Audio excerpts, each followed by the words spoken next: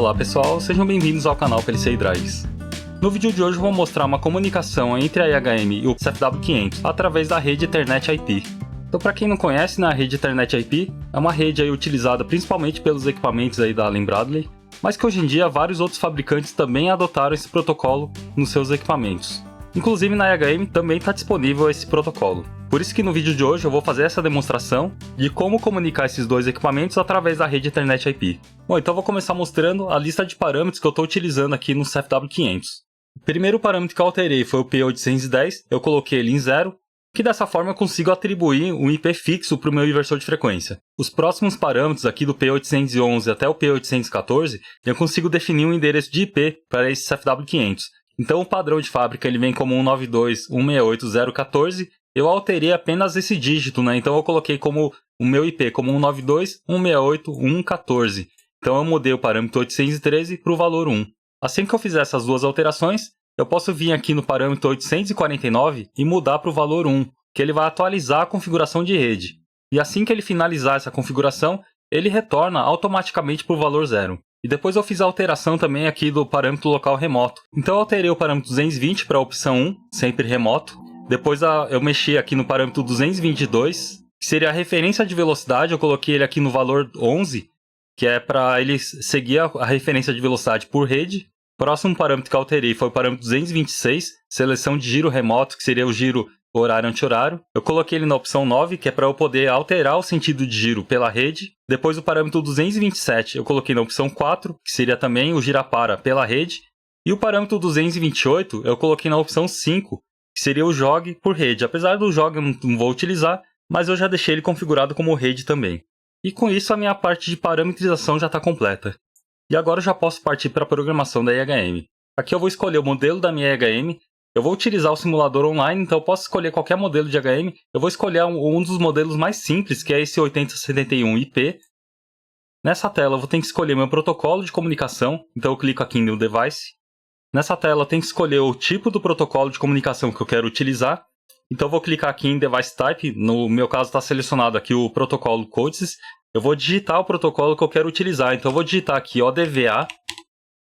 Então assim, para quem não sabe, a ODVA é a organização que cuida desse protocolo, ou seja, a empresa que cria, que organiza todas as regras, permissões desse protocolo. Ela cuida não somente do Ethernet IP, como dos antigos protocolos, ControlNet, DeviceNet.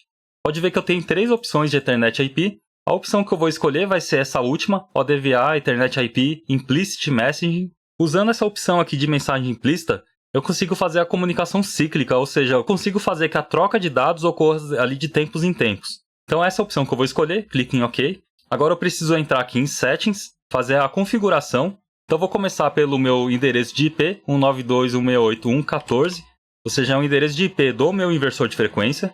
Um outro parâmetro que eu vou ter que alterar vai ser nessa parte do Assembly Instance. Essas informações aqui eles estão lá no manual de comunicação do CFW500. Mas muitas vezes, só lendo o manual, às vezes não fica muito claro o que a gente deve mexer. Então por isso que eu estou fazendo esse passo a passo, que acho que vai facilitar a vida de quem for utilizar esse protocolo. Então aqui no Input, nós vamos utilizar aqui Input 100 e o Output 150.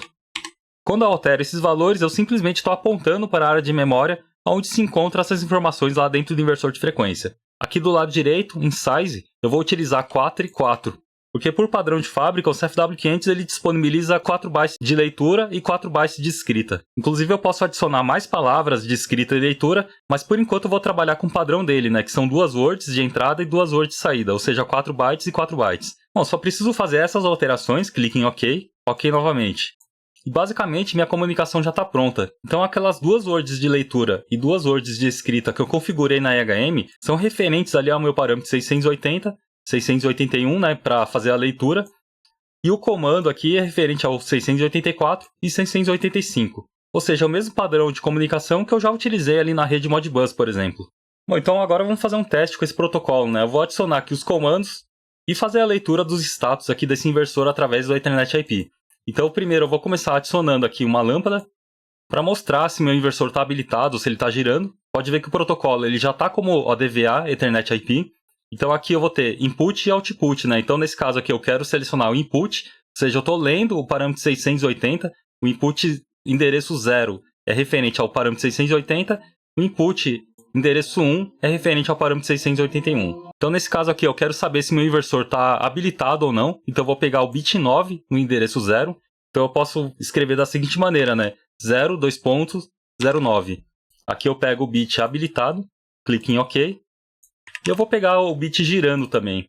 Então, eu vou colocar o 0, endereço 08, que é referente ao bit 8, girando. Eu vou colocar também o sentido de giro aqui, né? Horário anti-horário. Então, o bit 10 ele é referente ao giro horário. Eu também vou colocar uns botões para eu conseguir comandar esse inversor de frequência. Então, dessa vez eu vou escolher Output Bit. Lembrando que os comandos eles seguem esse padrão aqui, né? Bit 0 seria para fazer o girapara, bit 1 seria para habilita geral, bit 2 aqui o sentido de giro horário. Então, eu vou começar aqui pelo habilita geral, que é o bit 1. Então, eu vou colocar aqui o endereço 0, bit 1. Vou colocar 0, 2 pontos, 01, que é o meu habilita geral.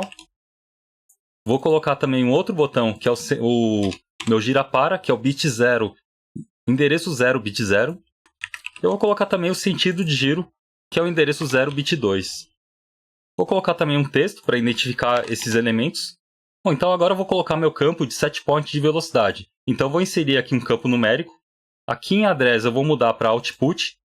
Então eu vou colocar aqui como output 1. Lembrando que nesse campo aqui eu vou digitar o meu setPoint de velocidade em 13 bits. Ou seja, se eu digitar o valor 8192, o meu inversor de frequência ele entende como 60 Hz. E assim proporcionalmente. Então eu vou clicar agora em OK, colocar esse campo aqui. Eu vou colocar um campo também de leitura. Então para eu conseguir ler a minha velocidade atual, eu vou ter que mudar aqui para input. Também na memória 1. A única coisa que eu vou alterar, vou entrar aqui na aba Format. Eu vou alterar aqui para 16 bits Signed, que é para ele conseguir ler valores com sinal, porque senão ele vai ficar mostrando os asterísticos lá, caso ele leia um valor negativo. E aqui em Device Low, eu vou colocar como menos 9.999, para ele conseguir exibir valores negativos. Então agora eu já posso fazer um teste, né? Vou entrar aqui na simulação online. Bom, então aqui eu vou habilitar meu inversor de frequência. Pode ver que assim que eu dei o comando habilita, ele já mostrou aqui que meu inversor está habilitado, ou seja, minha comunicação já está funcionando. E aqui eu vou colocar um setpoint de velocidade. Eu vou colocar, por exemplo, 4096, que seria 30 Hz. Vou mandar ligar meu inversor de frequência. Então ele já está buscando ali os 30 Hz. Aqui ele não está conseguindo exibir porque eu acho que o valor ultrapassou essas 4 casas, né? Por isso que ele está mostrando desse jeito. Mas ele já chegou em 30 Hz. Eu posso inverter o sentido de giro. Aí ele está buscando agora os 30 Hz sentido horário. Agora sim ele está conseguindo mostrar porque ele está mostrando o valor positivo. Uma melhoria que eu posso fazer, né? Ao invés de eu ficar digitando o valor aqui em 13 bits, eu consigo fazer essa escala automática aqui na minha EHM. Então vou entrar aqui no meu campo numérico, vou entrar aqui na aba Format, vou habilitar esse Scaling aqui como Interpolation. Então eu vou colocar aqui a escala de 0 a 60 Hz, significa o quê, né? Aqui embaixo, 0 a 8192. Então aqui eu estou informando que 60 Hz, lá no meu inversor de frequência, equivale aqui ao valor 8192. Posso agora clicar em OK e fazer a mesma coisa nesse outro campo.